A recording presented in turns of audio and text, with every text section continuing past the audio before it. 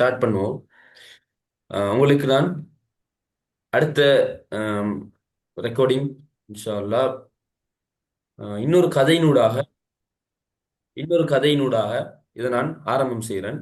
ஏற்கனவே நான் உங்களுக்கு சொல்லியிருந்தேன், எங்கட பிரெயின்ல பிரச்சனை இல்லை, ஆனா நாங்க பயன்படுத்துற சிஸ்டத்துல தான் பிரச்சனை இருக்குது. நம்மள நிறைய பேர் என்ன செய்யற, ஒரு புக் எடுத்தா இதை நான் இப்ப மெமரைஸ் பண்ணணும், அவங்க ஒன்றும் செய்ய மாட்டாங்க. அதை வாசிப்பாங்க, திரும்ப திரும்ப வாசிப்பாங்க, சொல்லி பார்ப்பாங்க, திரும்ப வாசிப்பாங்க. நிறைய எனர்ஜியை வேஸ்ட் ஆகுவாங்க, நிறைய டயர்ட் ஆகுவாங்க, நிறைய ஒரு கடினமாக இருக்கும். ஒரு தாளை மெமரைஸ் பண்ணும்போது மற்றதெல்லாம் பிரட்டி பார்ப்பாங்க. சரியா? இப்பதான் இதால போகுது, ஆஹ் அடுத்தது இவ்வளவோ இருக்குதா அப்படின்னு பார்ப்பாங்க. பார்த்துட்டு புக்கை மூடி வச்சுட்டு இன்னும் கொஞ்ச நேரத்துல என்ன நடக்கும்? பெண் கீழே விழும். என்னடா பெண் கீழே விழுதுன்னு பார்த்தா ஆள்ற முகம் மேசையில விழுந்திருக்கும். சரியா? அப்ப இப்படித்தான் நாங்க வளமையா படிச்சு கொண்டு வரோம்.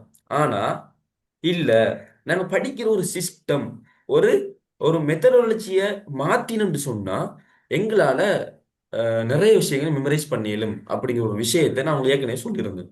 அது எந்த அளவுக்கு உண்மை அப்படிங்கிறத நான் ஒரு கதையினூடாக உங்களுக்கு விளங்கப்படுத்தி நான் அடுத்த சப்ஜெக்ட்டுக்கு போறேன். ஒரு நாள் ஒரு காட்டுல இரண்டு இரண்டு பேர் மரம் வெட்டி கொண்டிருந்தாங்க. அதுல ஒருவர் எப்படின்னா எனி டைம் வேலை செஞ்சு கொண்டிருப்பார். காலையில வந்தா மாலை வரைக்கும் அவர் மரம் வெட்டி கொண்டே இருப்பார். ஏன்னா அவருக்கு நிறைய பணம் தேவை. அதே நேரம் அவர் ஃப்ரெண்ட் ஒருவர் எப்பவுமே தூங்கி கொண்டே இருப்பார். இடைக்கிட்ட தூங்குவாரு, மரம் எலும்பி மரத்தை வெட்டுவாரு, கொஞ்சம் ரெஸ்ட் எடுப்பாரு, எலும்பி மரத்தை வெட்டுவாரு. இதான் வர்ற வேலை. ஆனா ரிசல்ட் என்னன்னு சொன்னா, எப்பவுமே மரம் வெட்டி கொண்டிருந்தவர் வெட்டின மரத்தை விட தூங்கி தூங்கி மரம் வெட்டினவர் அதிகமா வெட்டினாரு, அதிகமா சம்பாதிச்சாரு. இவருக்கு ஒரு நாள் டவுட் ஒன்று வந்துட்டு, ஒரு பொறாமை ஒன்று வந்துட்டு. எனவே அவரை கூப்பிட்டாரு, நண்பரை கூப்பிட்டு, இப்படித்தான் நானும் நீயும் ஒரே டைமுக்கு தான் வாரோம், சரியா? ஆனா நான் உன்னை விட அதிகமா வேலை செய்யறேன். ஆனா எப்படி நான் வெட்டுற மரத்தை விட நீ வெட்டுற மரம் அதிகமா இருக்குது? நீ எப்போய் தூங்கிட்டு தானே இருப்பாய் அப்படின்னு சொன்னாராம். உடனே அந்த மனிதர் சொன்னாராம், அந்த ஃப்ரெண்டு சொன்னாராம், நீ சொல்றது சரிதான். ஆனா நான் கொஞ்ச நேரம் மரத்தை வெட்டி கொண்டிருப்பேன்.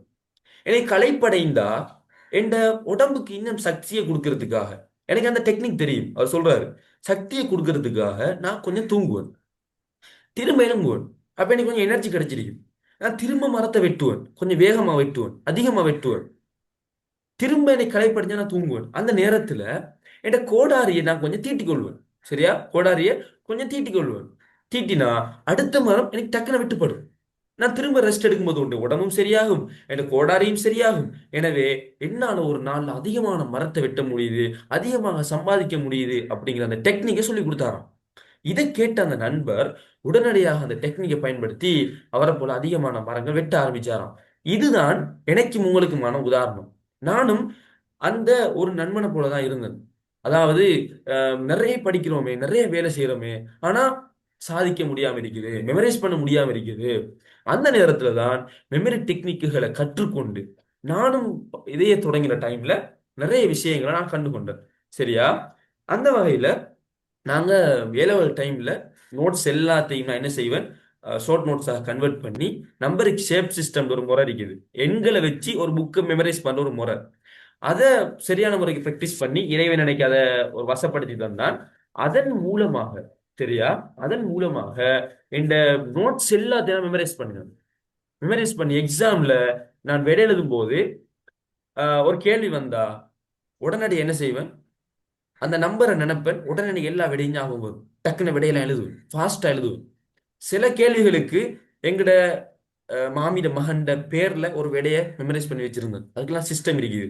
அவரோட பேரை நினைச்சாலே எனக்கு விடை வந்துடும், டக்குன்னு அதை எழுதுவேன். அது அப்படி ஒரு அழகான சிஸ்டம். என்ன, எனக்கு கேட்டு மெமரைஸ் பண்ற திறமை இல்லை. நான் நிறைய பேர் பார்த்திருக்கிறேன், பல வகையான ஞாபக சக்தி உள்ளவங்க இருக்கிறாங்க. சிலவங்க காதால கேட்டாங்கன்னா அது அப்படியே ஞாபகம் நிற்கும். இப்ப தொழுவாங்க, தொழும்போது இமாம் கிராத் ஓதுவாரு, அதை காதால கேட்டு எத்தனையோ சூறாக்களை மெமரைஸ் பண்ணவங்க இருக்கிறாங்க. சார் படிச்சு தரும்போது காதால கேட்டாலே அவங்களுக்கு ஞாபகம் நின்று. இதை சொல்லுவாங்க ஒடிட்டோரி என்ன மெமரி சிஸ்டம்.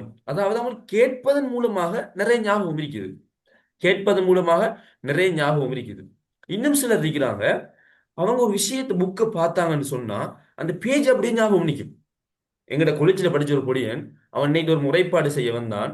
அவர் சொல்றாரு, நான் ஒரு புக்கை பார்த்தேன்னு சொன்னா அந்த புக்ல பேஜ் நம்பர், அந்த புக்கை யார் எழுதின, அந்த புக்ல இருக்கிற எல்லா விஷயங்கள் எனக்கு அப்படியோ ஒரு போட்டோ பிடிச்ச மாதிரி பதிஞ்சிடும். நான் எக்ஸாமுக்கு போனா எனக்கு அந்த புக்ல பேஜ் ஞாபகம் வரும். உடனே நான் எல்லாத்தையும் எழுத ஆரம்பிப்பேன். ஒரு நாள் சார் என்னை கூப்பிட்டு கேட்டாரு, நீ புக்கை எக்ஸாம் உங்களுக்கு எடுத்து வந்தா எழுதுறாய் அப்படின்னு கேட்டாரு. அந்த அளவுக்கு எனக்கு நல்ல பவர். ஆனா ஒரு பிரச்சனை என்னன்னு சொன்னா, அப்படி நான் படிக்கிறது ஒரு நாள் 2 நாளைக்கு தான் ஞாபகத்துல நிற்கும். நாளைக்கு எக்ஸாம்டா இன்னைக்கு பார்த்துட்டு போனா ஞாபகத்துல நிற்கும். ஆனா ஒரு வருஷத்துக்கு பிறகு வைக்கிற எக்ஸாமுக்கு இன்னைக்கு அப்படி படிச்சா அது மறந்துடும் அப்படின்னு சொன்னாரு.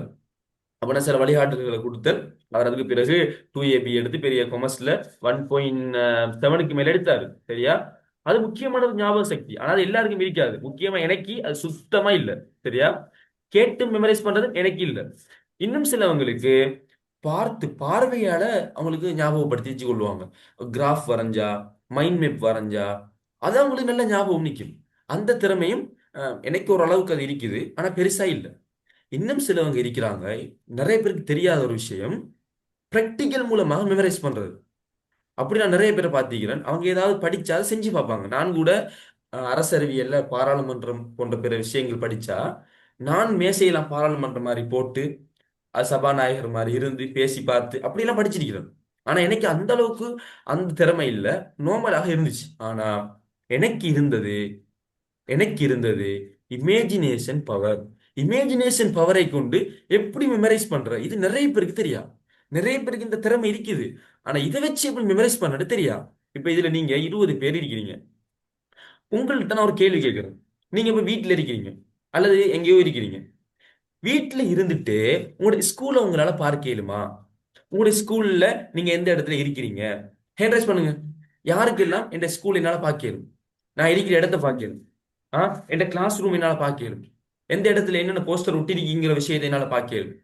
ஆ ஹேண்ட் ரைஸ் பண்ணுங்க பாப்போம். யார் யாருக்கு இயலும்? மிகப்பெரிய ஒரு திறமை இது. நிறைய பேருக்கு தெரியா. இதை வச்சு எப்படி மெமரைஸ் பண்ணு சொல்லி. மாஷா அல்லாஹ், நிறைய பேருக்கு இந்த திறமை இருக்குது. நான் எங்கட எங்கட கொலிச்சில படிச்ச ஒரு பொடியன். சரியா? அவரே என்னோட ஒரு வருஷம் இளமை. அவரை கூப்பிட்டு நான் சொன்னேன், உனக்கு இந்த இமேஜினேஷன் பவர் இருக்குதான்னு கேட்டேன். அவர் நல்லாவே இருக்குதுன்னு சொன்னாரு. இமேஜினேஷன் பவர்ல உச்சகட்டம் என்னண்டா, சிலவங்களுக்கு ஃபேஸ் எல்லாம் விளங்கும். ஒரு குறிப்பிட்ட பிரின்சிபல்ல அவர் நினைச்சாருன்னா பிரின்சிபல் முகம் விளங்கும். எனக்கு அப்படி விளங்காது. அந்த அளவுக்கு ஞாபகம் இமேஜினேஷன் பவர் இல்ல. ஆனா குறைவாக இருக்கிறத வச்சு நான் நிறைய மெமரைஸ் பண்றேன். ஆனா இன்னும் சிலவங்க என்ன செய்வாங்கடா, அவங்களுக்கு ஃபேஸ் எல்லாம் விளங்கும். அப்படி யாராவது இருக்கிறீங்களா? எனக்கு இவங்கள பிரின்சிபல்ல நினைச்சு பார்த்தேன்னு சொன்னா எனக்கு என்ன நடக்குது, அவரோட ஃபேஸ் ஞாபகம் வருது.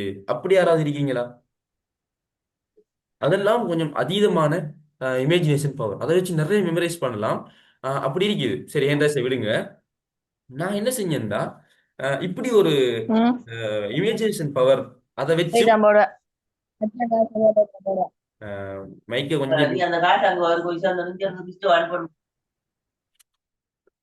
சரியா? அப்ப இப்படியான ஞாபக சக்தி முறைகள் எல்லாம் இருக்குது. ஞாபக சக்தி முறைகள் எல்லாம் இருக்குது. அப்ப அதுல ஒன்றை நான் பயன்படுத்தி என்ன செஞ்சேன், இப்படியான நிறைய விஷயங்களை மெமரைஸ் பண்ணிக்கொண்டு வந்தேன். எனவே இதில ஏதாவது ஒண்ணு உங்களுக்கு இருக்கும். உங்களுக்கு கேட்டு மெமரைஸ் பண்ற ஒரு திறமை இருக்கு. அதுக்கு நிறைய மெமரி டெக்னிக் இருக்கு. அதை நீங்க படிச்சு கொண்டீங்கன்னா உங்களால உங்களோட எல்லா நோட்ஸையும் மெமரைஸ் பண்ணிடலாம். ஆனா உங்களுக்கு இது வரைக்கும் தெரியாது. நீங்க உங்களுக்கு இது தனித்துவமான திறமையை விட்டுட்டு மத்தவங்க இப்படி செய்யறாங்களே அப்படி செய்யறாங்களே இவ்வளவு காலம் ஒப்பிட்டு ஒப்பிட்டு நீங்க மனசுடைஞ்சீங்களே தவிர உங்களோட திறமை என்ன நீங்க படிச்சு கொள்ளல. அதான் சொல்லுவாங்க, ஒரு விஷயத்தை படிக்கிறதுக்கு முதல் எப்படி படிக்கணும்ங்கிற அந்த டெக்னிக்கை படிக்கணும். படிக்கிறதுக்கு முதல் எப்படி படிக்கணுங்கிற விஷயத்தை படிக்கணும்னு சொல்லுவாங்க. சரியா? எனவேதான் எங்களோட ஒவ்வொருவருக்கும் இறைவன் ஒவ்வொரு திறமையை தந்திருக்கிறான். அதன் மூலமாக எங்களால் மெமரைஸ் பண்ண இயலும். ஆனா இது நிறைய பேருக்கு தெரியாது. இது ஆழமாக ஆராய்ச்சி செஞ்ச நியூரோ சயின்டிஸ்ட், அதே போல சைக்காலஜிஸ்ட், அதே போல இன்னும் பல விஞ்ஞானிகள் இதன் மூலமா நிறைய டெக்னிக் உருவாக்கினாங்க. அதன் உலகம் ஃபுல்லாக நிறைய பெரிய பெரிய பல்கலைக்கழகங்கள்ல யூஸ் பண்ணி கொண்டு வராங்க. எந்த அளவுக்கு சொன்னா, வேர்ல்ட் மெமரி சாம்பியன் அப்படிங்கிற ஒரு போட்டி நடக்கும். அது உலகளாவிய இதுல நடக்கும். ஒரே டைம்ல 1000 2000 சொற்களை காட்டுவாங்க. அதை ஒரு குறிப்பிட்ட செகண்டுக்குள்ள குறிப்பிட்ட நிமிஷத்துக்குள்ள அதை பார்த்து எல்லாத்தையும் பாடமாக்கணும். யாரு கூட பாடமாக்குறாங்க, மெமரைஸ் பண்றாங்கன்னு பார்த்து gift கொடுப்பாங்க, பரிசு கொடுப்பாங்க. இவர் தான் வேர்ல்ட்ல சாம்பியன் அப்படின்னு கொடுப்பாங்க. அந்த போட்டிக்கெல்லாம் இந்த டெக்னிக்கை யூஸ் பண்ணி நிறைய பேர் என்ன செய்றாங்க, மெமரைஸ் பண்றாங்க. அப்ப எனவே தான் நிறைய டெக்னிக் இருக்குது, நிறைய டெக்னிக் இருக்குது. அதை நாங்க படிச்சு கொள்ளணும். அந்த வகையில தான் இன்றைக்கு நான் முக்கியமான ஒரு டெக்னிக்கை உங்களுக்கு சொல்லித் தர போறேன். அதுக்கு முதல் செக் புக்ஸ் எல்லாரும் எடுத்துக்கொள்ளுங்க. செக் புக்ஸ் எல்லாரும் எடுத்துக்கொள்ளுங்க.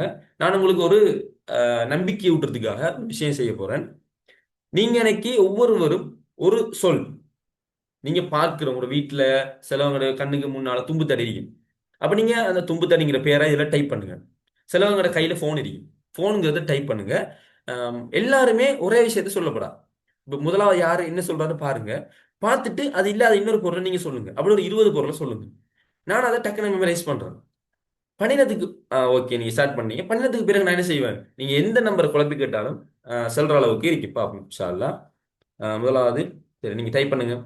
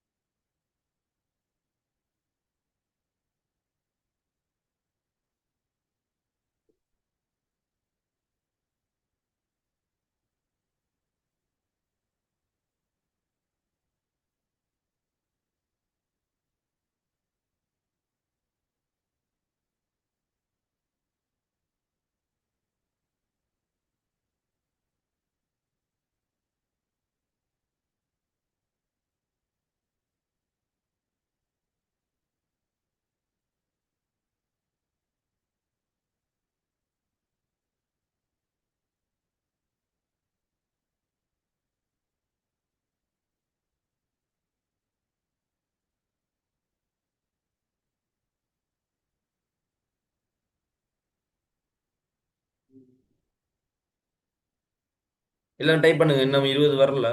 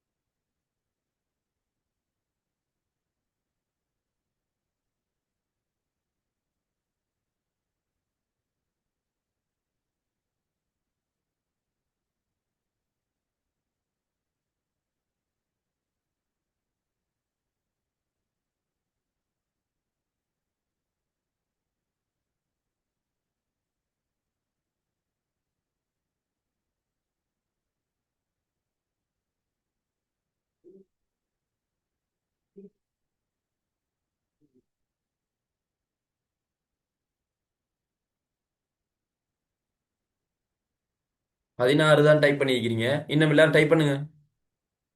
ஏன்டா ஏற்கனவே ஒன்று பண்ணுவாங்க திரும்ப திரும்ப பண்றதால அப்படி இருக்குது. இன்னும் சில இது டைப் பண்ணுங்க. ஏற்கனவே ஒருக்கா பண்ணாலும் பிரச்சனை இல்லை.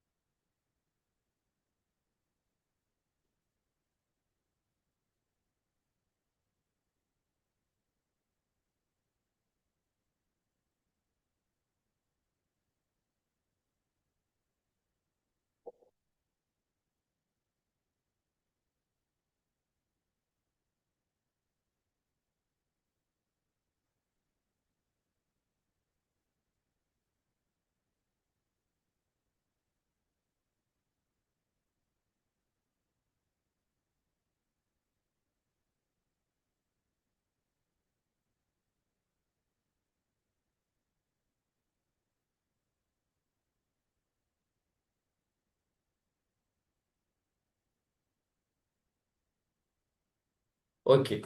சரியா? இப்ப எல்லாம் ரெடி ஆகுங்க. நீங்க என்ன செய்யுங்க அப்படின்னா, இப்ப நான் எந்த செக் புக்ஸை கட் பண்றேன். செக் புக்ஸை கட் பண்றேன்.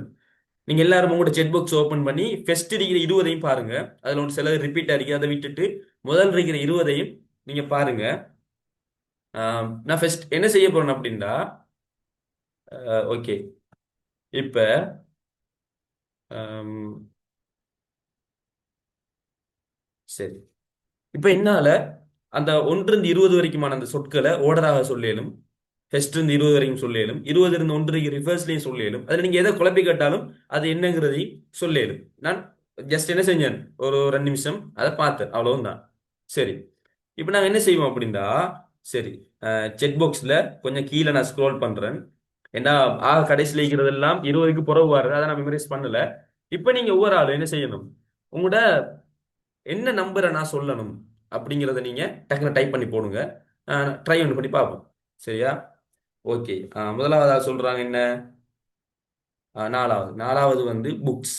புக்ஸ்ன்னு சொல்லிக்கிறீங்க. நீங்க வேண்டாம் செக் புக்ஸை செக் பண்ணி பார்க்கலும். ஆறாவது கிளாக் சொல்லியிருக்கிறீங்க. வேற நம்பரை போடுங்க கீழே. ஆஹ் ஒன்பதாவது கதிரை. கதிரை சொல்லியிருக்கிறீங்க.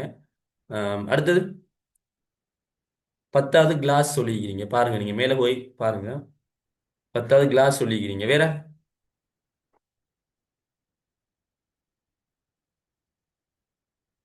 5வது நீங்க கெட் சொல்லியிருக்கிறீங்க. பூனை சொல்லியிருக்கிறீங்க. அதை பாருங்க. ஆம், கொஞ்சம் இருங்க, ஃபாஸ்டா போய் கொண்டிருக்குது. நீங்க 5வது பூனை சொல்லியிருக்கிறீங்க. 20வது பேக் சொல்லியிருக்கிறீங்க. நீங்க கொஞ்சம் பாருங்க. 20வது பேக் சொல்லியிருக்கிறீங்க. ஆம், 12வது பென்சில் சொல்லியிருக்கிறீங்க. அடுத்தது என்ன? 13ஆம் நம்பரா? கொஞ்சம் இருங்க. 13ஆம் நம்பர். 13ஆம் நம்பர் வந்து ஸ்பூன், கரண்டி சொல்லிக்கிறீங்க. 20ஆம் நம்பர் பேக் சொல்லிக்கிறீங்க.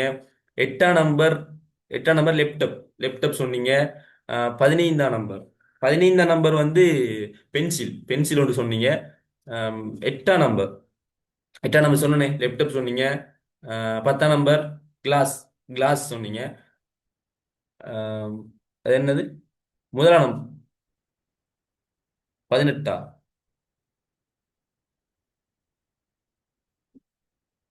முதலாம் நம்பர் பொட்டுல். பொட்டுல் சொன்னீங்க. பாருங்க, பொட்டுல் சொன்னீங்க. ஆம், 18ஆம் நம்பர் சொன்னீங்கன்னா வைஃபை. சரி, அப்ப நான் ஓடுற சொல்றேனே பார்க்காம. சரி, இப்போ நம்ம இதை கட் பண்ணுவோம். ஆம், கட் பண்ணுவோம் அதை. முதலாவது பொட்டுல். முதலாவது பொட்டுல். சரியா? ரெண்டாவது ஹெட்செட். ஹெட்செட் சொன்னீங்க. அடுத்தது மூன்றாவதாக மூன்றாவதாக நீங்க சொன்னது ஒரு இந்த மூன்றாவதா சொன்னீங்க இந்த பென்சில். சரியா? மூன்றாவதாகவும் நீங்க ஒரு பென் சொன்னீங்க. பென் என்ன சொன்னீங்க பாருங்க அதை. ஆம், நாலாவது நாலாவது புக் சொன்னீங்க. 5வது கெட் சொன்னீங்க. 6வது கிளாக் சொன்னீங்க. சரியா? 7வது ஒரு பெரிய டேபிள். டேபிள் ஒன்று சொன்னீங்க. அடுத்தது எட்டாவது என்ன சொன்னீங்கன்னா லேப்டாப். 9வது கதிரை, சேர். 10வது கிளாஸ். 11வது பொட்டுல் சொன்னீங்க. பொட்டுல் சொன்னீங்க. அதே போல 12வது. சரியா? 12வது என்ன சொன்னீங்கன்னா பென்சில். 13வது 13வது ஸ்பூன். 14வது அலுமாரி. அலுமாரி சொன்னீங்க. 15வது. சரியா? 15வது ஆம், என்ன சொன்னீங்க அப்படின்னு சொன்னா, அதாவது ஆம், 14வது சொன்னீங்க அலுமாரி. சரியா? 15வது இந்த இது பென்சில். 15வது பென்சில் சொன்னீங்க. திரும்ப பாருங்க. 16வது நீங்க இந்த பென் ஹோல்டர், பென்லாம் போட்டு வைக்கிற ஹோல்டர், அதை சொன்னீங்க. 16வது. 17வது 17வது பார்த்தீங்கன்னா விண்டோ சொன்னீங்க. டைப் பண்ணி வைங்க, கொஞ்சம் பாருங்க. 18வது சொன்ன மாதிரி வைஃபை. 19வது என்ன சொன்னீங்க, உங்களோட இந்த புக் கொப்பியை சொன்னீங்க. 20வது பேக் சொன்னீங்க. இதான் அந்த ஓர்டர். இதை ரிவர்ஸ்லையும் சொல்லி 20வது பேக் சொன்னீங்க. என்ன திரும்ப 19வது. சரியா? 19வது இந்த உங்களோட எக்ஸசைஸ் கொப்பி சொன்னீங்க. 18வது உங்களோட இது வைஃபை சொன்னீங்க. 17வது இந்த விண்டோ சொன்னீங்க. 16வது உங்களோட எக்ஸசைஸ் கொப்பியை சொன்னீங்க. 15வது என்ன சொன்னீங்க? இது 15வது பென்சில் சொன்னீங்க. 14வது சரியா அலுமாரி சொன்னீங்க. 13வது வந்து நீங்க சொன்னது ஸ்பூன் சரியா. 12வது நீங்க சொன்னது பென்சில் திரும்ப சொல்லிக்கிறீங்க. 11வது நீங்க சொன்னது 11வது நீங்க சொன்னது பொட்டுல். 10வது நீங்க சொன்னது இது கிளாஸ் சரியா. 9வது கதிரை. 8வது 9வது கதிரை. 8வது லேப்டாப். 7வது நீங்க சொன்னது உங்களோட இந்த பெரிய ஒரு டேபிள் உண்டு. 7வது நீங்க சொன்னது ஒரு பெரிய இந்த டேபிள் ஒன்று சொல்லிக்கிறீங்க சரியா. அடுத்தது 6வது நீங்க சொன்னது வந்து ஒரு கடிகாரம். 5வது அஹ், 5வது நீங்க சொன்னது ஒரு கெட். 4வது சொன்னது புத்தகங்கள். 3வது சொன்னது இது 3வது சொன்னது கெட். 4வது சொன்னது புக். 2வது சொன்னது ஹெட்செட். ஃபர்ஸ்ட் சொன்னது பொட்டுல் சரியா. ஓகே.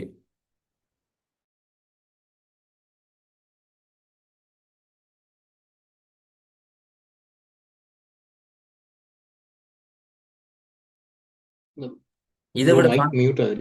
ஓகே, இதை விட ஃபாஸ்டா சொல்லிடும். நான் இந்த பாடத்துல இல்லாம வேற அதுலயே ஒரு ஃபோக்கஸ் ஆயிருந்தா இதை விட ஃபாஸ்டா டக் டக்னு சொல்லிடும். ஆஹ் இப்படி நீங்க மெமரைஸ் பண்ணினா உங்களோட உங்களோட புக்ல சரியா இப்படி நீங்க ஒரு விஷயத்தை மெமரைஸ் பண்ண எக்ஸாம்ல எப்படி குழப்பி கேட்டாலும் விட டக்குன்னு ஞாபகம் வரும். இதான் அந்த மெத்தட். சரி, இப்படி எல்லாம் நிறைய மெமரி டெக்னிக் இருக்குது. அதுல ஒரு மெமரி டெக்னிக் தான் நான் இன்றைக்கு உங்களுக்கு படிச்சு தர போறேன். எல்லாரும் ரெடி ஆயிடுங்க. ஸ்கிரீன் ஷேர் பண்ற பாருங்க.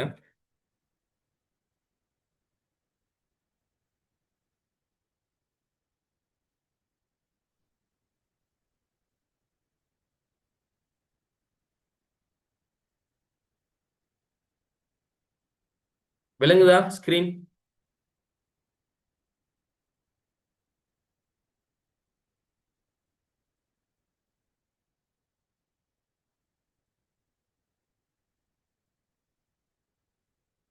ஸ்கிரீன் விளங்குதா? ஓகே, ரெடி ஆயிருங்க. நோட்ஸ் எடுத்து நோட்ஸ் எடுக்க வேண்டும் அப்படின்னு விரும்பினா ஃபர்ஸ்ட்டுக்கு நான் சொல்றத அவதானிங்க. இதுல முக்கியமான ஒரு விஷயம் இருக்குது சரியா. முக்கியமான விஷயம் இருக்குது. நான் சொன்னேன் ஐன்ஸ்டீன் கதையை உங்களுக்கு சொன்னேன். அதுல ஷார்ட் டேர்ம் மெமரி அவசியம் என்ன, அதுல ஒரு விஷயம் பதியணும்டா நிறைய டெக்னிக் இருக்குது. அதுல ஒன்றுதான் நாங்க கேட்கிற முறை. அது இன்றைய அந்த டெக்னிக்ல இல்லாட்டியும் நீங்க எல்லாரும் லெக்சர்ஸ்ல இருப்பீங்க, டியூஷன்ல போய் பாடம் படிப்பீங்க, சார்கிட்ட படிப்பீங்க சரியா. ஆனா படிச்சு முடிஞ்சு அடுத்த நாள் அந்த டியூட்டை எடுத்து பார்த்தீங்கன்னா சார் படிச்சு தந்தது என்ன எதுவும் ஞாபகம் இருக்காது. அந்த டியூட்டை வாசிச்சீங்கன்னா புதுசா படிக்கிற மாதிரி இருக்கும். எங்கட காலேஜ்ல பொலிட்டிக்கல் பாடம் நடக்கும், அரசியல் பாடம், அரசியல் விஞ்ஞான பாடம். அதுல சார் படிச்சு தருவார். ஆரம்பத்துல படிச்சு தரும்போது அவ்வளவு இன்ட்ரெஸ்ட் ஆகி நல்லா விளங்கும். அவர் போனதுக்கு பிறகு ஓகே எல்லாம் நம்ம தெரியும் தானே, நம்ம இப்ப மீட்ட தேவையில்லைன்னு விட்டுருவோம். ஒரு கிழமைக்கு பிறகு டியூட் எடுத்து திறந்து பார்த்தா இது சார் படிச்சு தந்தையா அப்படின்ற மாதிரி டவுட் அறிக்கும். இப்படி யாருக்கெல்லாம் அனுபவம் இருந்திருக்குதா? என்கரேஜ் பண்ணுங்க. யாருக்காவது இப்படி அனுபவம் இருக்குதா?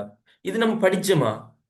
இது நமக்கு சார் படிச்சு தந்தாரா, டீச்சர் படிச்சு தந்தாரா, இப்படி யோசிப்போம் சரியா. ஓகே, நிறைய பேருக்கு இருக்குது. எனவே சரியா, எனவே நாங்க என்ன செய்ய போறோம்னு சொன்னா நான் ஆரம்பத்துல இப்படி செஞ்சேன். ஆனா ஒரு கட்டத்துல எங்க சார் வர டைம்ல நான் என்ன கேட்கிற முறையை மாத்திக்கொண்டேன். இதை எல்லாரும் கட்டாயமா தெரிஞ்சு கொள்ளுங்க. நீங்க ஒரு டியூஷன்ல இருந்தாலோ ஸ்கூல்ல இருந்தாலோ சும்மா காது தாழ்த்தி கேட்க கூடாது. மாறாக என்கோடிங் செய்யணும் அப்படி சொல்லுவாங்க. அப்படி செஞ்சீங்கன்னா அவர் படிச்சுத்தார் எல்லாமே உங்களோட மெமரிஸ் ஞாபக சக்தியில நிற்கும். அது என்னன்னு சொன்னா அவர் படிச்சு தரும்போது கிரகிக்கணும், கேட்க கூடாது, கிரகிக்கணும். எப்படின்னா உதாரணமா அவர் ஒரு மன்னரை பத்தி படிச்சு தந்து கொண்டிருக்கிறார், அல்லது தமிழ் பாடத்துல ஏதோ படிச்சு தந்து கொண்டிருக்கிறாரு. உடனடியாக உங்களோட பிரெயின் அதை கேட்கறதோட சேர்த்து வேலை செய்யணும். இது மாதிரி எனக்கு ஏற்கனவே தெரியுமா, ஏற்கனவே நான் படிச்சிருக்கேனா, அவர் இப்படி சொல்ற விஷயம் சரியா பிழையா, சரியா இவர் இப்படி சொல்ற விஷயம் ஏன் அப்படி நடந்துச்சு, ஏன் அவர் அப்படி செஞ்சாரு, இதெல்லாம் எங்க பிரெயின்ல வேலை செய்யணும். சில விஷயங்கள் கற்பனை காட்சிகளா வரணும். சில விஷயங்கள் கேள்விகள் டக்குன்னு பிரெயின் ஜென்ரேட் பண்ணணும். ஆரம்பத்துல கஷ்டமாயிருக்கும். ஆனா நீங்க செஞ்சு செஞ்சு பழகினீங்கன்னு சொன்னா ஒரு விஷயத்தை படிச்சு தரும்போது கவனம் வேற எங்கேயும் போகாது. அதிலே இருக்கும். ஏன் உங்களோட மூளை 1000 வேலை பார்க்குது, அதை சிந்திக்குது, எல்லா பகுதியும் வேலை செய்யுது. மூளையில எல்லா பகுதியும் வேலை செஞ்சா அது அதிகமாக ஞாபகத்துல நிற்கும். எனவே நான் இப்ப சொல்லித்தரதையும் நீங்க அப்படி என்கோடிங் முறையில தான் கேட்கணும். இரண்டாவது முறை என்னன்னு சொன்னா, நீங்க ஒவ்வொரு ஆளும் உங்களை ஒரு டீச்சராக கற்பனை பண்ணணும். நீங்க ஒரு சார், நீங்க ஒரு டீச்சர். இப்ப நான் சொல்லித்தர விஷயத்தை கவனமாக கேட்டு உங்களோட நண்பிகளுக்கு சொல்லிக் கொடுக்கணும். உங்களோட பெற்றோர்கள்ட்ட சொல்லி காட்டணும். உங்களோட தம்பிமார் தங்கச்சிமார்ட்ட சொல்லி காட்டணும். இப்ப நீங்க ஒரு டீச்சர் அல்லது உங்களுக்கு ஒரு கற்பனை மாணவர்கள் இருக்கிறாங்க, அவங்களுக்கு நீங்க படிச்சு கொடுக்கணும். இப்படிங்கிற ஒரு எண்ணத்துல நீங்க கேட்டீங்கன்னா மூளை என்ன செய்யும்? ஓகே, இது இவனுக்கு முக்கியம், இதை நம்ம சரியா கவனிக்கணும், நம்ம பிழையாக கவனிச்சு ஒரு கவனச்சிதறோட இருந்தோம்னு சொன்னா அவனோட மாணவர்களுக்கு இதை சரியா சொல்ல இயலாது. எனவே அது ஒரு அட்டென்ஷன் ஆயிரும், அது ஒரு கவனத்துக்கு வந்துடும். ஒவ்வொரு விஷயத்தையும் நுணுக்கமாக உன்னிப்பாக கவனிக்கும். சின்ன சின்ன விஷயங்களாகவும் அந்த மூளை எடுத்துக்கொள்ளும். ஏன் இதை நம்ம சொல்லணும். அப்ப ஷார்ட் டேர்ம் மெமரியில் அது நல்லா பதியும். அதுக்கு பிறகு சில மெமரி டெக்னிக் இருக்குது, ஸ்பேஸ்டு ரெப்பிட்டேஷன் ஒன்று இருக்குது. அதை செஞ்சீங்கன்னா அது லாங் டேர்ம் மெமரிக்கு போயிடும் இன்ஷா அல்லாஹ். சரியா? எனவே இந்த மெத்தட்ல இந்த பாடத்தை நீங்க கவனிச்சு கொண்டிருங்க. ஒரு விஷயம் கிளியரா விளங்கிட்டு சொன்னா உங்களோட மொழிநடையில கொப்பில டக்குன்னு என்ன செய்யுங்க, எழுதி கொள்ளுங்க. ஏன்னா நான் ஃபுல்லா படிச்சு தந்து கொண்டே இருக்க போறேன் இல்ல. சில டைம்ல கேள்வி கேட்பேன், சில டைம்ல சின்ன சின்ன விஷயங்கள் நடக்கும். அந்த டைமை பயன்படுத்தி ஷார்ட் நோட்ஸை டக்குன்னு எழுதி கொள்ளணும். சரி, இப்ப நாங்க ஒவ்வொரு விஷயமா பார்ப்போம். இன்றைக்கு நாங்க படிக்க போறது மிக முக்கியமான ஒரு மெமரி டெக்னிக். உலகம் ஃபுல்லா இதை பயன்படுத்தி கொண்டு வராங்க. சரியா? இதில் நான் ஆரம்பத்தில் உங்களுக்கு சொல்லியிருக்கிறேன். சரியா? சரி, இதுல டெக்னிக் வந்து முக்கியமாக ஆம், முக்கியமாக இதை நாங்க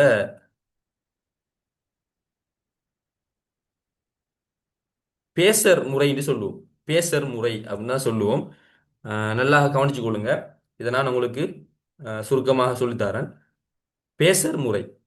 பேசர் அப்படின்னு சொன்னா முதலாவது ஆஹ், சரியா, ஒப்புவிக்கிறது அப்படின்னு சொல்லுவாங்க, ப்ராக்டிஸ்னு சொல்லலாம். சரியா?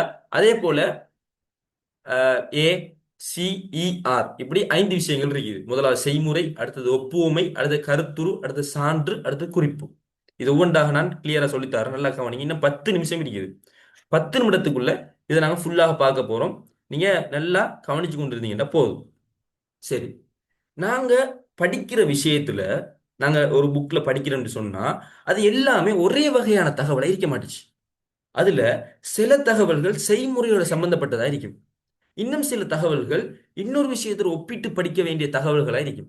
இன்னும் சில விஷயங்கள் எவிடன்ஸ் இருக்கும். எவிடன்ஸ், இது ஒரு ஆதாரம், இப்படி நடந்தது, இவர் சொல்லியிருக்கிறாரு, இந்த கோட்பாடு இவர் சொல்லியிருக்கிறாரு, இப்படிங்கிற எவிடன்ஸ் இருக்கும். இதை நான் கட்டாயம் பாடமாக்கி தீரணும். சில ஆண்டுகள், சில விஷயங்கள், இந்த ஆண்டுல இது நடந்துச்சு, சரியா, இந்த உலக போர் இந்த ஆண்டுல நடந்துச்சு, இதெல்லாம் நாங்க மெமரைஸ் பண்ண வேண்டிய ஒரு தேவை இருக்குது. இன்னும் சிலது வந்து ஒரு கோட்பாடு, ஒரு வரைவிலக்கணம், இதெல்லாம் நாங்க நிறைய மெமரைஸ் பண்ண வேண்டி இருக்குது. எனவே எங்களோட நோட்ஸ் எல்லாமே உண்டு மாதிரி இல்லை, ஒவ்வொன்றும் வேற வேற வகையானது. எனவே இதை அடையாளம் கண்டு அதுக்கு ஏற்றாற்போல் படிக்கிற முறை தான் இந்த பேசர் டெக்னிக் அப்படின்னு சொல்லுவாங்க. பேசர் டெக்னிக்னு சொல்லுவாங்க. முதலாவது, நீங்க ஒரு புக் எடுக்கிறீங்க, இப்ப இன்றைக்கு படிக்க போறீங்க. எடுத்த உடனே நாங்க வளமையா செய்யறது என்ன? எது வேற வேற வேற தகவல், எது ப்ராக்டிக்கலா செய்யணும், எது ஒப்புவிக்கணும், எது வந்து எவிடன்ஸ், எது ஒன்றும் தெரியாது. சும்மா படிக்கிற, அதை ரிப்பிட்டேஷன் பண்ண பார்க்குற. இதனால நிறைய கஷ்டம், திரும்ப திரும்ப ரிவிஷன் பண்ணி பண்ணி நம்மளோட எனர்ஜியெல்லாம் அதுல வேஸ்ட் ஆயிரும், அதுல செலவழிஞ்சிரும். எனவே நாங்க திரும்ப நிறைய கஷ்டப்படுவோம். எனவே தான் இதை ஒவ்வொன்றாக பார்ப்போம். சுருக்கமா சொல்றேன். முதலாவது, சரியா, பிராக்டிஸ் பண்ண வேண்டிய தகவல். பி அப்படின்னு சொன்னா, நீங்க படிக்கும் போது பயாலஜி அறிக்கலாம், அதே போல பொலிட்டிக்கல் சயின்ஸ் அறிக்கலாம், எல்லாத்துலேயுமே ப்ராக்டிக்கலாக சில விஷயங்கள் வரும். சரியா, அதை நாங்க மெமரைஸ் பண்ண ட்ரை பண்ணுவோம். ஆனா இந்த டெக்னிக் என்ன சொல்லுதுண்டா, அப்படியான தகவலை நீங்க மெமரைஸ் பண்ண வேண்டாம். ஓகே, இப்போ உங்களுக்கு ஒரு ரிலீஸ் மாதிரி ஞாபகப்படுத்த தேவையில்ல. ஆனா ஞாபகம் நிக்குமா? எப்படி? எப்படின்னு சொன்னா, நீங்க புக்ல படிச்ச அந்த விஷயத்த ப்ராக்டிக்கல்டா புக்கை மூடி வச்சுட்டு உடனடியாக அதை நீங்க செஞ்சு பார்க்கணும். செஞ்சு பார்த்தீங்கன்னா அது ஞாபகத்தில் நின்றும். உதாரணமா சொல்றேன், கட்டளோட சம்பந்தப்படாட்டியும் நீங்க எப்படி சமைக்கிற ஒரு வீடியோ பாக்குறீங்க, வீடியோ பார்த்து ஃபுல்லா பாடமாக்கி நாளைக்கு சமைப்போம் ட்ரை பண்ணி பாருங்க, சமைக்க மாட்டீங்க. உடனடியாக அந்த வீடியோ பார்த்து பார்த்து சமைச்சு பாருங்க, அந்த டெக்னிக் அப்படியே உங்களுக்கு பிடிபட்டுரும். அந்த உங்களுக்கு அது அப்படியே மனசுல நின்றும். அப்படித்தானே? சொல்லுங்க, அப்படியே இல்லையா? நிறைய பேருக்கு அனுபவம் இருக்கும். சரியா? அப்ப எனவேதான் நாங்க இந்த டெக்னிக்கை பயன்படுத்த போறோம். இதை சொல்லுவோம் என்ன? முதலாவது பி. நாங்க படிக்கிற விஷயங்கள்ல சில விஷயங்கள் அது ப்ராக்டிக்கல் பண்ண வேண்டியதா இருக்கும். அதை நீங்க மெமரைஸ் பண்ணி கொண்டு இருக்க கூடாது. அதை விளங்கி நாளைக்கு நான் மெமரைஸ் பண்ண போறேன், நாளைக்கு செஞ்சு பார்க்க போறேன், அப்படிலாம் இருக்க கூடாது. நீங்க படிக்கிறீங்களா, உடனடியாக அதை செஞ்சு பார்த்துடணும். இப்படி பயாலஜியா இருக்கலாம், அதே போல் பல இதுகள் இருக்குது. சரியா? அதுல உங்களுக்கு அறிவுரிக்கணும் எந்த விஷயத்தை ப்ராக்டிக்கல் பண்றது, எந்த விஷயத்தை ப்ராக்டிக்கல் பண்ண தேவையில்ல. அதை உங்களுக்கு நல்லா தெரிஞ்சிருக்கணும். இப்ப நான் அரசியல் விஞ்ஞானம் படிக்கும்போது பாராளுமன்றம் அப்படி ஒரு கட்டமைப்பு நான் படிச்சேன். ஆனா உண்மையிலேயே அந்த விஷயம் நடைமுறை சார்ந்தது. ஒவ்வொரு நாளும் டிவியில பாராளுமன்றம் சம்பந்தமா நிறைய போகும். எனவே நடைமுறை ரீதி எப்படி படிக்கலாம்? நான் யூடியூப்ல போய் நடைமுறையாக அந்த விவாதம் நடக்கிறத பார்த்தேன். பாராளுமன்றம் எப்படி நடக்குங்கிறத பார்த்தேன். பிராக்டிக்கலாக பார்த்தேன் அதை. நானே எங்க கிளாஸ்ல ஒரு பாராளுமன்றம் மாதிரி அமைச்சு அதுல பேசி பார்த்தேன். அதுல ஒரு அமைச்சர் மாதிரி, ஒரு சபாநாயகர் மாதிரி ஒவ்வொரு ரோலையும் நான் நடிச்சேன். அப்ப என் உடல் உறுப்புகள் அந்த இடத்துல வேலை செய்யுது. சரியா? என் ஐம்புலன்கள் வேலை செய்யுது, என் பிரெயின்ல எல்லா பகுதியும் வேலை செய்யுது. அதை நான் பிராக்டிக்கலா அனுபவிக்கிறேன், அதோட வாழ்றேன். அது ஆட்டோமேட்டிக் என்ன செய்யும்? என் ஷார்ட் டேர்ம் மெமரிக்கு போகும். அது நீண்ட நாள் நிற்கும். அதான் திரும்ப திரும்ப திரும்ப செஞ்சு பார்த்தா உடனே லாங் டேர்ம் மெமரிக்கு போயிடும். ஆனா நாங்க என்ன செய்யறோம்? இப்படியான விஷயங்களையும் நாங்க மெமரைஸ் பண்ணி கொண்டிருக்கிறோம். இங்க அதான் பிரச்சனை. பாருங்க, கோடிங் பழகுறது, மருத்துவ படிகள் ஒவ்வொரு ஸ்டெப் செஞ்சு பார்க்கிறது, அடுத்த ஸ்டெப் என்ன, அடுத்த ஸ்டெப் என்ன, புதிய மொழியை படிக்கிறது, இதெல்லாம் சொல்லுவாங்க ஏட்டுச் சுரக்காய் கறிக்கு உதவாதுன்னு சொல்லுவாங்க. அத மாதிரி சில விஷயங்கள் நாங்க பிராக்டிக்கலாக செஞ்சு பார்க்கணும். ஓகே, சரியா? இது விளங்கிட்டா? முதலாவது டக்குன்னு சொல்லுங்க, டைம் இல்லைங்களா, 5 நிமிஷம் தான் இருக்குது. ஓகே, நான் அடுத்த விஷயங்களை சொல்றேன். ஆஹ் அடுத்த பாத்தீங்கன்னு சொன்னா பேசுறதுல ஏன்னு சொன்ன என்னண்டா ஒப்புமை தகவல்கள். ஒப்புமை தகவல்கள் இது என்னண்டா, உங்களோட நோட்ஸ்ல சில விஷயங்கள் இருக்கும். அதை நீங்க இன்னொன்னோட ஒப்பிட்டு பார்க்கலாம். இதையும் மெமரைஸ் பண்ண தேவையில்லை. பாருங்க எவ்வளவு லேசி. நான் கொஞ்சம் கொஞ்சம் உங்களோட சுமையை குறைச்சிட்டு வரேன். இப்ப உங்களுக்கு ஒரு நம்பிக்கை வரும். அப்போ ஒரு புக்ல எல்லாத்தையும் மெமரைஸ் பண்ண தேவையில்லை, ஆனா உங்க மனசுல ஆட்டோமேட்டிக்கா பதிஞ்சு கொள்ளும். அந்த முறை தான் இது. இரண்டாவது சரியா? அப்ளே. இது என்னன்னு சொன்னா, நீங்க ஒரு விஷயத்தை படிக்கிறீங்க. உதாரணமா உங்களோட தசை இயக்கம் சம்பந்தமாக நீங்க பயாலஜில எங்கேயோ படிக்கிறீங்க. சரியா? படிச்சு கொண்டிருக்கும் போது நீங்க என்ன செய்யணும்? இது சம்பந்தமாக உங்களுக்கு ஏற்கனவே நீங்க நீச்சல் அடிச்சிருப்பீங்க ஃபுல்ல. அப்ப அதெல்லாம் நினைச்சு பார்க்கணும். அப்ப என்ன செய்யும்? உடனடியாக உங்களோட பழைய தகவலும் புதிய நீங்க படிக்க போற தகவலுக்கு வந்து ஒரு பாலம் உருவாகும். ஆனா அது கடும் உறுதியாக இருக்காது, சும்மா நோமலா உருவாகும். அப்படி நீங்க தொடர்பு மட்டும் படுத்திட்டு விட்டீங்கன்னு சொன்னா கொஞ்சம் நிக்கும், அதிக நேரம் சோட்டம் மெமரியில ஞாபகம் இருக்கும். ஆனா பிறகு மறந்துடும். தொடர்புபடுத்துறத சேர்த்து நீங்க சிந்திக்கணும், அதுக்கும் இதுக்கு உண்மையில தொடர்பு இருக்குதா? ஆ இத மாதிரி தானே அதுவும். அதுல என்ன சிஸ்டம் இருக்கு, இதுல என்ன சிஸ்டம் இருக்குது? அப்படி நீங்க யோசிக்கும் போது இரண்டுமே கனெக்ட் ஆகும். இரும்பு பாலம் மாதிரி பிரிக்க முடியாத அளவுக்கு ரெண்டுமே கனெக்ட் ஆகும். எனவே நாம படிக்கிற பல விஷயங்கள் எங்க நோட்ஸ்ல இப்படித்தான். சரியா? நாங்க பொலிட்டிக்கல் பாடத்துல சில விஷயங்கள் படிப்போம். வாக்காளர்கள், அரசியல்வாதிகள் இப்படித்தான் படிப்போம். சைக்காலஜி பாடத்துல என்ன படிப்போம்னு சொன்னா, ஒரு மனிதன் வந்து அவன நடத்தை எப்படி இருக்குது, ஒரு சின்ன பிள்ளை ஒரு விஷயத்தை செய்துண்டா அது காரணம் என்னெல்லாம் படிப்போம். உடனடியாக நாங்க என்ன செய்வோம் தெரியுமா? எங்கட பிரெயின் டக்குன்னு நான் எங்கட நானட மகள், சரியா, எங்கட பக்கத்து வீட்டு பிள்ளை, அவங்கட அந்த செய்கை டக்குன்னு ஞாபகம் வரும். படிச்சு கொண்டிருக்கும் போதே அது ஞாபகம் வரும். அப்ப உடனடியாக நான் சிந்திப்பேன், ஓகே சார் சொல்ற மாதிரி தான் அதுவும் நடந்துச்சு, அவன் அப்படித்தான் செஞ்சா, அவர் அப்படித்தான் செஞ்சாரு. அப்ப உடனே ரெண்டுமே கனெக்ட் ஆகும். இப்ப சார் படிச்சுட்டு அந்த அந்த விஷயம் உடனடியாக எனக்கு என்ன செய்யுது? உடனடியாக கனெக்ட் ஆகுது. அப்ப இதுதான் இந்த ரெண்டாவது ஆனா இதுல எமோஷன் அப்படின்னு ஒன்று இருக்குது. அதை நான் உங்களுக்கு பிறகு வேற சந்தர்ப்பம் கிடைச்சா படிச்சு தரேன். உணர்ச்சி மூலமாக மெமரைஸ் பண்றது அது இதை விட பல மடங்கு பெஸ்டானது. சரியா? அதனாலதான் உங்களை பல நாட்களுக்கு முன்னால், பல வருடங்களுக்கு முன்னால் யாராவது அவமானப்படுத்தி இருந்தா அது உங்களுக்கு இன்றைக்கு ஞாபகம் நிக்குது.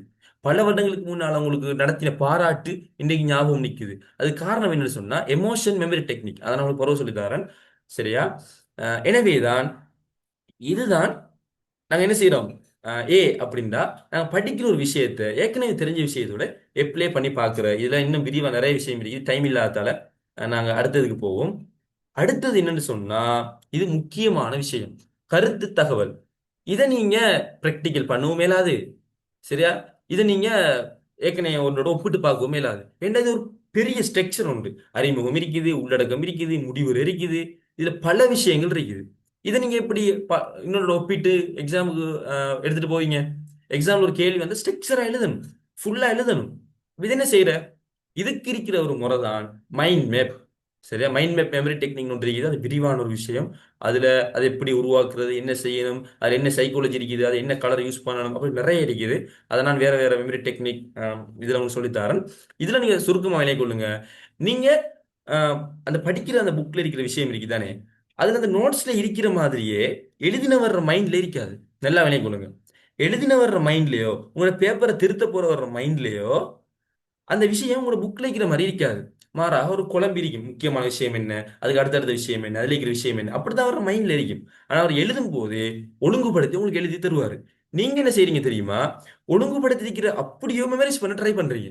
இப்படி பண்ணினா அது நிக்காது. உங்களுக்கு மட்டும் இல்ல, எழுதினவருக்கும் அது ஞாபகம் அப்படி நிக்காது. நீங்க என்ன செய்யணும் தெரியுமா?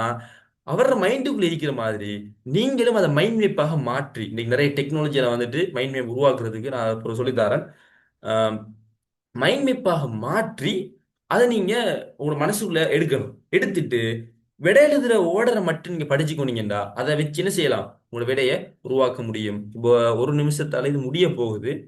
ஆம், திரும்ப ஒரு லிங்க் உருவாக்கி ஒரு 10 நிமிஷம் பார்க்கறதா என்ன செய்வீங்க?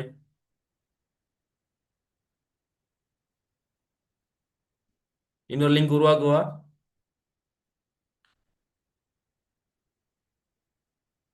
இன்னொரு லிங்க் உருவாக்கவா என்ன? ஓகே.